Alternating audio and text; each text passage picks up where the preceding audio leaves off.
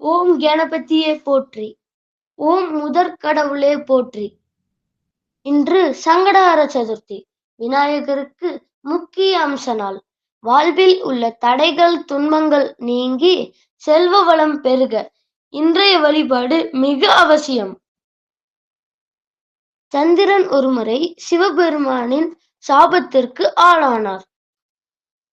தனது சாபம் நீங்க சந்திரன் விநாயக பெருமானை நோக்கி தவம் இருந்தார். துன்பங்களை நீங்கி விநாயக பெருமானின் அருளை பெற்றார். சங்கடஹர என்றால் சங்கடத்தை நீக்குதல். உலக வாழ்வில் நாம் செய்த கர்ம வினையின் பயனாக வரும் எல்லா இன்னல்களையும் போக்கி அளவில்லா நன்மைகளை தருவதால் இந்த விரதம் சங்கடஹர சதுர்த்தி விரதம் என்று போற்றப்படுகிறது.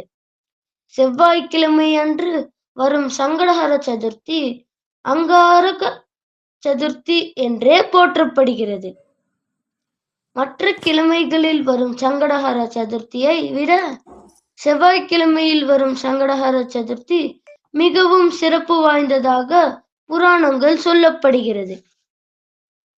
செவ்வாய்க்கிழமையில் செய்யப்படும் வழிபாடு வாழ்வில் இருக்கும் பிரச்சனை அனைத்தையும் நீக்கக்கூடியதாகும். சங்கடஹர சதுர்த்தி செவ்வாய்க்கிழமையில் இணைந்து வருவது மிகவும் சிறப்பானதாகும்.